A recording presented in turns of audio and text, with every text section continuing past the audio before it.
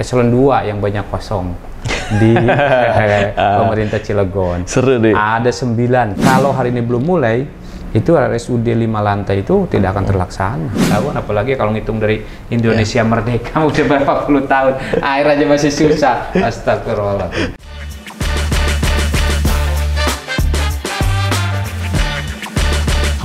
Gaspol, ngebahas politik. Halo, assalamualaikum. Jumpa lagi bersama saya di segmen Gaspol. Teman-teman, saya sekarang sudah ditemani bersama Kang Aam. Kang, apa kabar Kang? Alhamdulillah. Alhamdulillah. Jadi Kang Aam ini adalah anggota Komisi 1 DPRD Kota Cilegon, teman-teman. Nah, terima kasih Kang udah mau mampir nih di podcastnya Banten Raya nih. Siap. Kang, ngobrol-ngobrol ringan ya Kang. Siap. Paling mau tanya nih, Kang Aam udah 2 periode berarti nih ya. Ini periode kedua ya nyalon di DPRD Kota Cilegon dari fraksi PKS ya? PKS, betul. Nah, boleh tahu nggak nih awal mula bergabungnya di partai politik itu tahun berapa sih Kang? Bismillahirrahmanirrahim. Assalamualaikum warahmatullahi wabarakatuh. Waalaikumsalam warahmatullahi wabarakatuh. Pemirsa Banten Raya yang saya hormati, terutama host kita yang ganteng. Amin, amin. Amin. Terima kasih pada sore hari ini. Saya bisa berkunjung di sini. Mudah-mudahan kita semua sehat. Ya, amin. Ngomong-ngomong, saya sebetulnya awalnya tidak di partai politik. Iya. Tahun 97 itu biasa sih Kak ikut di pergerakan-pergerakan pelajar lah waktu itu. Pelajar, kemudian 98 ada reformasi, kita juga ikut. Aktivis 98? 98. Tapi waktu itu belum mahasiswa, saya masih kelas 2 SMA lah. SMA, ya. Oke. Nah, kemudian lahir partai politik. Kemudian saya diajak sama guru saya ikut ke Bandung gitu kan. Ngapain? Ayo ikut aja. Tahunya deklarasi Partai Keadilan. Ya, dulu masih PK ya? Iya, di Gasibu. Tahun 99 waktu itu pemilu pertama setelah reformasi, itu penyelenggara pemilunya bukan KPU, tapi gabungan partai politik. Nah, saya salah satu yang diutus oleh Partai Keadilan untuk menduduki waktu itu sekretaris kecamatan, PPK lah kalau sekarang ya. Pengurus itu, kecamatan ya? Iya, gitu gabungan partai politik. Nah, semenjak itu saya aktif di Partai Keadilan sampai pemilu 99 tidak lolos, kemudian berganti nama menjadi artinya tidak lolos parliamentary threshold ya.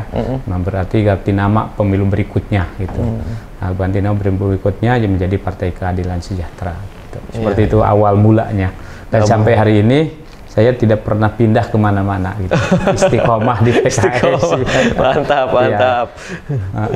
Termasuk pencalonan pertama di 2009, ya saya juga tidak berharap menjadi caleg gitu, karena saya pengurus waktu itu, pengurus kelurahan di Pulau Merak 2 periode, pengurus kecamatan di Pulau Merak 2 periode, sekarang pengurus di DPD Cilegon. Sekarang di DPD ya? Udah 2 periode juga.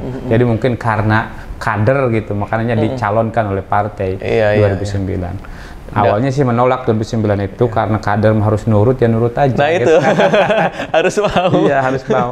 2009 hanya belajar aja. Serius baru pencalonan yang kedua 2014 dan alhamdulillah lolos.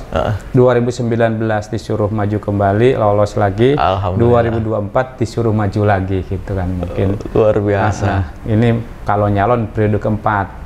Kalau Dewan udah 2 periode. Gitu. Iya. Yang pencalonan pertamanya belum beruntung. Iya. Kan kalau kita ada undian coba lagi. Iya. Gitu. Coba lagi. Gitu, ya. Nah, yang membuat kemudian Kang Aam terpilih itu apa tuh? Ada strategi khusus barangkali atau apa ya yang membuat saya terpilih itu sebetulnya kalau mau dilihat dari segi apapun sebetulnya tidak layak saya terpilih itu. Iya.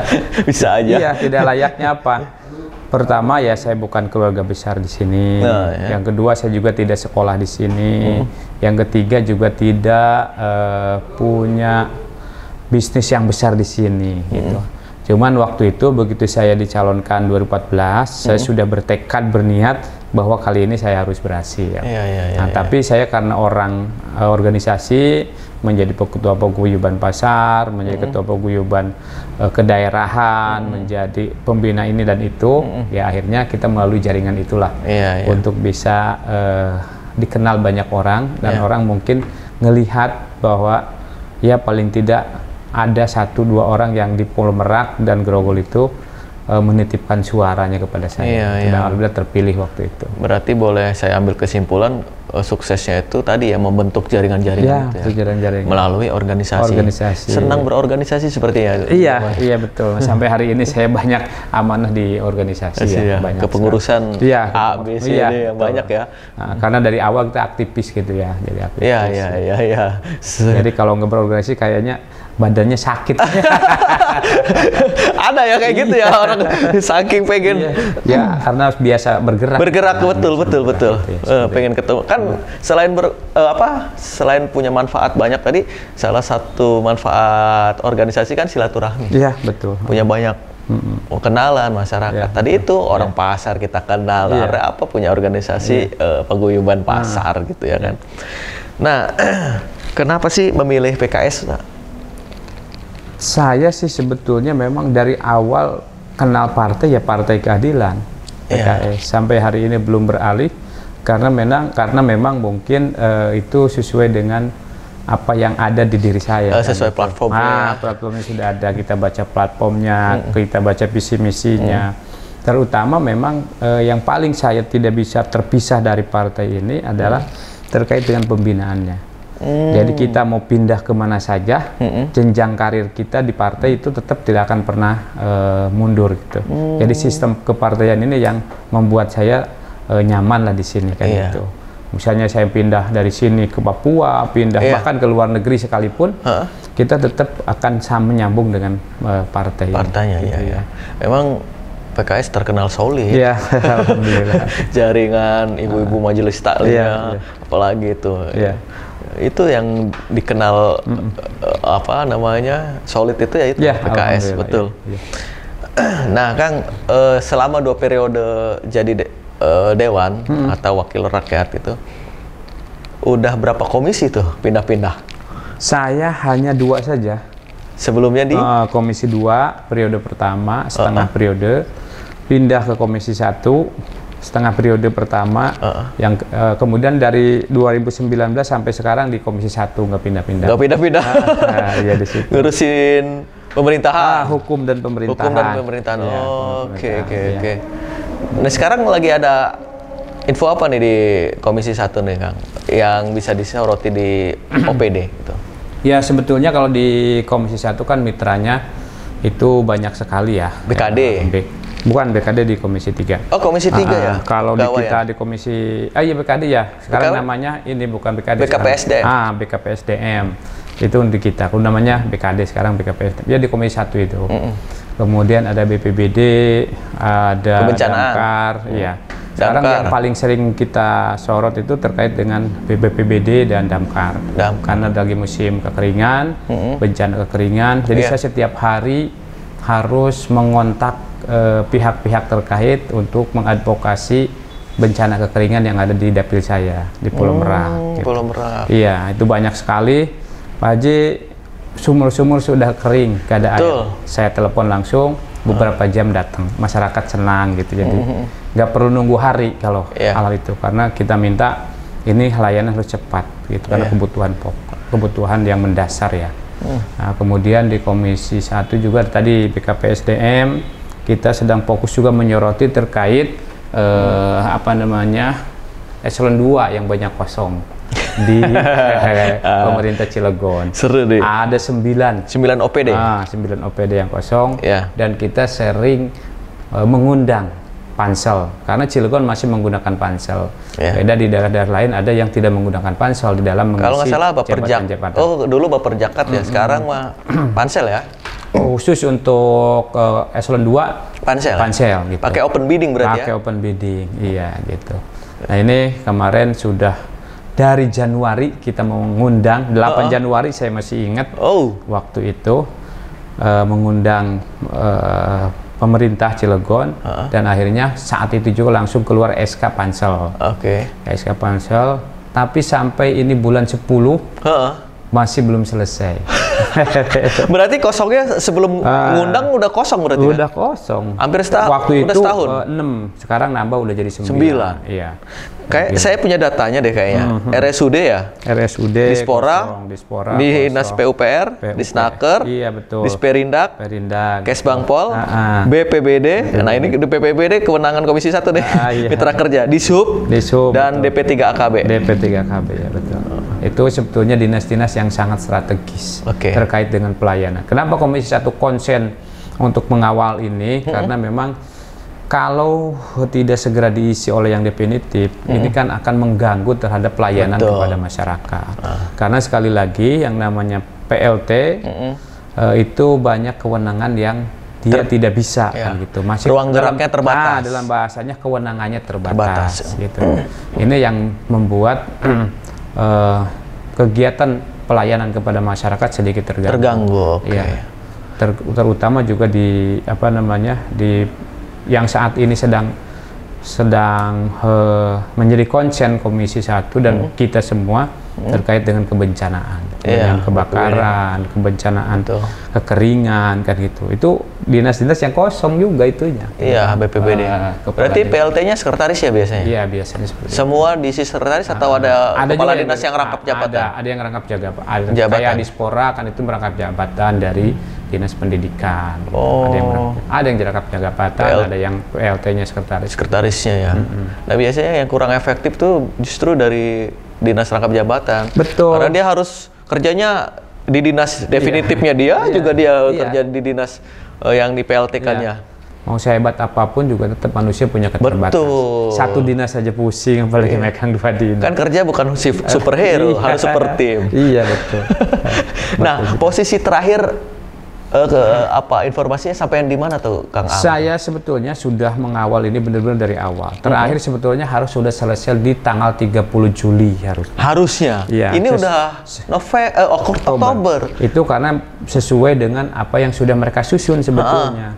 Pansel ini sudah menyusun tanggal sekian, administrasi tanggal sekian, wawancara tanggal sekian, makalah gitu. Tanggal sekian pleno penetapan 3 besar. Nah sampai saat ini yang masih belum itu pleno 3 besar. Udah sempat saya tanyakan kepada Ketua Pansel apa yang bisa seperti ini. Juga pernah tanyakan kepada kepala itu badan BKPSDM. Katanya ada salah satu pansel yang profesional berada di luar negeri.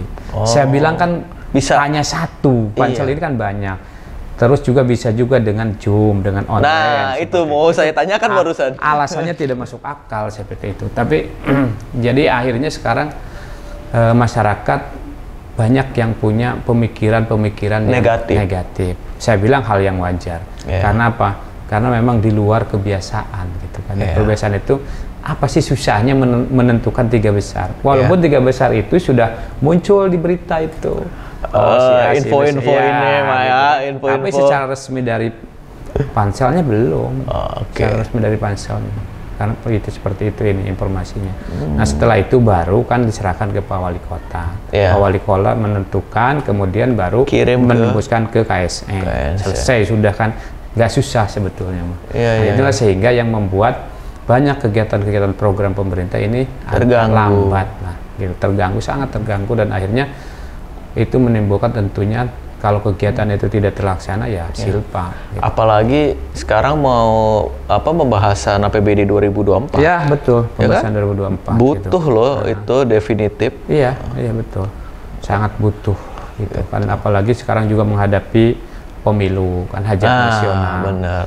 Ini juga sangat terganggu kan. Beberapa dinas mungkin ada yang keterkaitan sama pemilu, Kesbangpol nih. Iya, Kesbangpol jelas, Kesbangpol itu keterkaitan dengan pemilu. Kesbangpol dengan pemilu, kemudian itu kan koordinasinya seperti apa? Selama ini dijalankan oleh sekretarisnya. RSUD juga terkait pemilu nggak, terkait psikotes pilkada kali ya nanti ya? Pemilu udah lewat. Udah ya. Semua caleg kan dulu di sana juga. Di sana ya. Nah, itu posisi masih kosong deh. Masih kosong.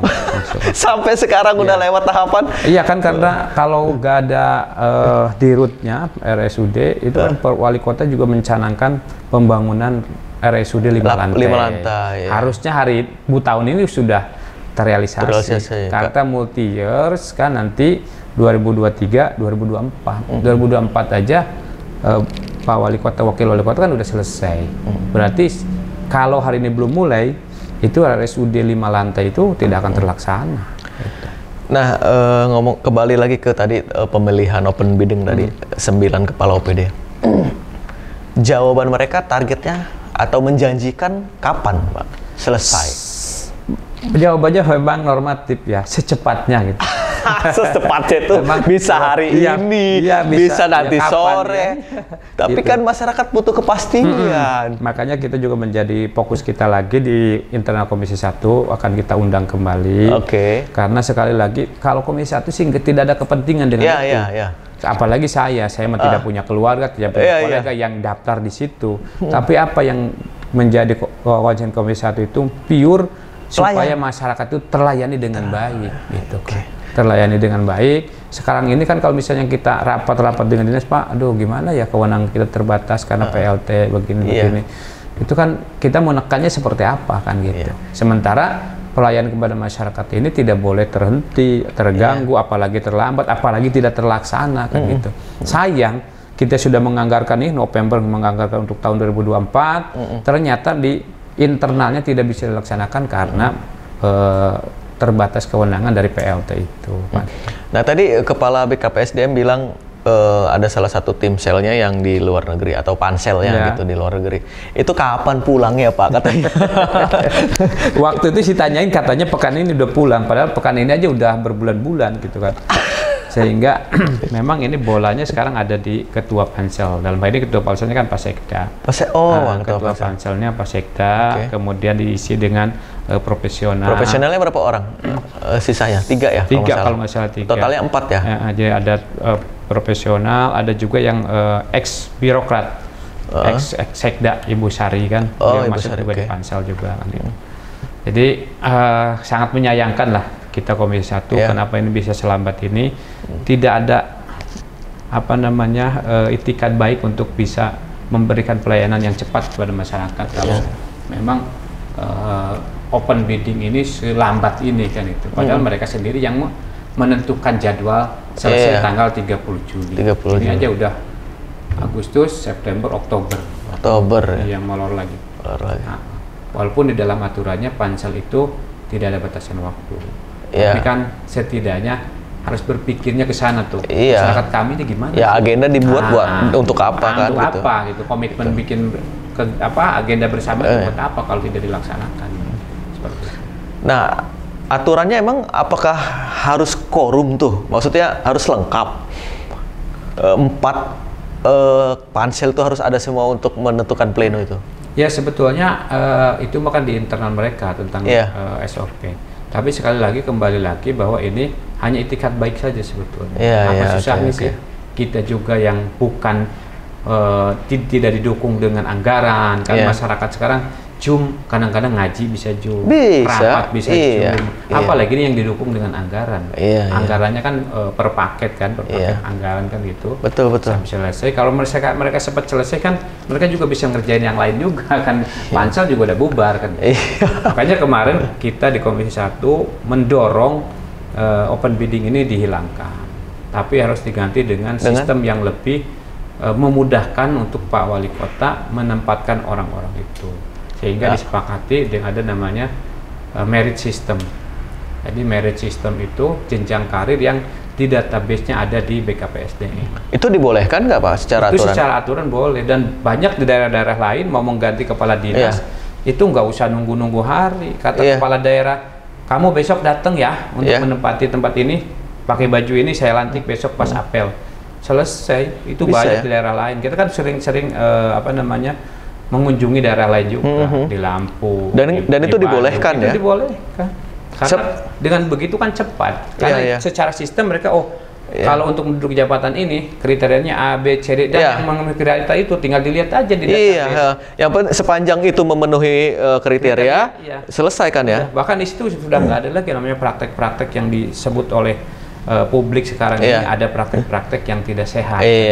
Adalah bayar, adalah titipan, nggak ada di situ. Karena di situ orang semua bisa melihat di merit system itu, oh ini si A cocok menduduki jabatan ini karena sudah memenuhi A, B, C, D. Sudah pernah ikut diklat, misalkan diklat kepemimpinan.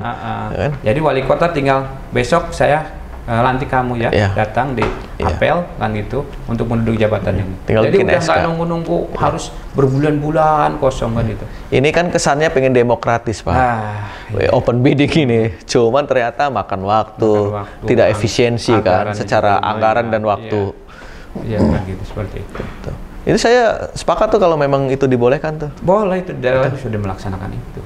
Karena buat apa sih dibikin sulit gitu, ribet. Kalau bisa mudah kenapa harus? Kadang-kadang masyarakat kan suka bikin jok-jok gitu kan ya. Maksudnya kalau bisa susah kenapa harus gampang? Itu yang terkesan di birokrasi kita kan. Iya. Masyarakat begitu, jadi hanya menyimpulkan sendiri masyarakat. Iya. Itu. Bener, aduh. Nah, imbauannya tuh Pak, buat Kepala BKPSDM dan Ketua Pansel, berarti Pak Sekda ya. Gimana tuh Pak? Ya, kami sih berharap ya, sekali lagi demi kepentingan masyarakat banyak, ayolah selesaikan kan gitu. Setelah itu juga, mungkin saya juga meminta kepada Pak Wali Kota, setelah dapat 3 nama, tidak perlu lagi lama-lama lah kan gitu. Karena sudah melalui seleksi di panitia seleksi, baik dia seleksi administrasi, wawancara, dan lain sebagainya.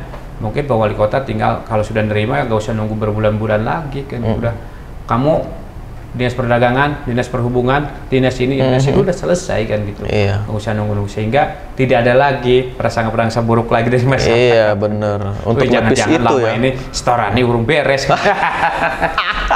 Kan nggak ada yang bisa ngelarang kalau orang masyarakat atau publik punya prasangka seperti itu. Karena betul. Melihat bahwa ini kenapa kok begitu alot. Susah. Berprasangka ini kan karena ada sebabnya. Karena sebabnya kan gitu. Kalau norma pelaksanaannya tidak seperti itu, maka juga tidak berpikiran demikian. Seperti itu. Ya mereka cari gara-gara duluan sih. Gitu. Padahal mah pengisian jabatan kan salah satu regenerasi juga. Iya betul. Kasihan juga karir mereka kan sebetulnya para mereka yang pada ikut open bidding itu mereka juga menunggu. Ya kalau misalnya kepilih saya siap-siap itu kan, kalau enggak ya saya kerja fokus di tempat yang ada. Iya benar. Kalau sekarang ini kan berharap cemas kan. Harap cemas ngambang nih. Kerja di sini belum fokus, berharap lebih dapat belum tentu. Iya. Ini jadi menimbulkan banyak masalah malah ya. Masalah sebetulnya. Selain tadi ya masalah dasarnya pelayanan kepada masyarakat yang paling penting itu. Aduh ya. Apa susahnya sih. Ngomong-ngomong tadi BPBD Pak. Itu saya jadi wartawan tuh di Cilegon 2006. Memang masalah di daerah Pulau Merak di dapilnya Kang Am itu yaitu kekeringan. Itu kalau nggak salah ada di sumur apa tuh yang di atas Gunung Batur, Gunung Ciporong, Gunung Cipale. Sumur Wuluh ya kalau nggak salah, ada nggak Sumur Wuluh? Sumur Wuluh mah di Grogol ya, di bawah ya. Nah itu kan dia salam kalau dikirim yang di atas itu bahasanya. Bahkan di atas tuh nggak bisa dibor kan, gitu. Dulu ada istilah julukan tokoh masyarakat Dewa Air tuh, nyumbang air dari bawah untuk ke atas gitu. Tapi sekarang pemerintah Kota Cilegon alhamdulillah udah berhasil tuh beberapa titik ya di daerah rawan kekeringan itu ya. Nah ini berapa warga yang terdampak Pak di tahun ini? Ya sebetulnya mah kampung ya, kalau warga saya nggak kampung ya, kampung aja. Jadi kampung Gunung Batur 1, Gunung Batur 2, Ciporong, Temulun, Cipale, Batu Payung, terus sampai ke Suralaya mungkin ada 8-10 kampung lah. Itu cukup banyak sebetulnya. Dan saya sudah saat rapat dengan Pak Wali Kota, dengan OPD, paling concern terkait dengan air ini. Krisis saya sampaikan, Pak Wali, semua OPD antisipasi jangka panjang, solusi jangka pendeknya kirim air tiap hari sesuai kebutuhan masyarakat. Alhamdulillah direspon langsung Pak Wali Kota, semua OPD wajib ngirim. Tiap hari tuh ya? Tiap hari, yang ngatur setengki gitu. Yang ngatur adalah kecamatan dan kelurahan gitu Pak. Kemudian jangka yang kedua adalah yang jangka menengahnya, bagaimana ya kalau yang memungkinkan untuk diambil sumur bor ya sumur bor. Saya sudah mengadvokasi mungkin ada 3 atau 4 sumur bor sumur dalam untuk masyarakat. Tapi itu kan jangka menengah gitu. Karena apa? Kalau terlalu banyak sumur bor juga nggak bagus. Nah, jangka panjangnya saya sudah berbicara dengan Bapeda, berbicara dengan PU, berbicara dengan PDAM, bagaimana pemerintah ini bisa menyediakan air melalui PDAM. Artinya pipanisasi mulai dari Gerem sampai ke Pulau Merak itu. Karena sampai saya katakan, ayo kita duduk bareng nih, Bapeda, PU sama PDAM. Duduk bareng, anggarannya berapa, kalau tidak memungkinkan anggaran kota, saya bilang, kita kan punya akses ke provinsi. Kita juga punya perwakilan di pusat.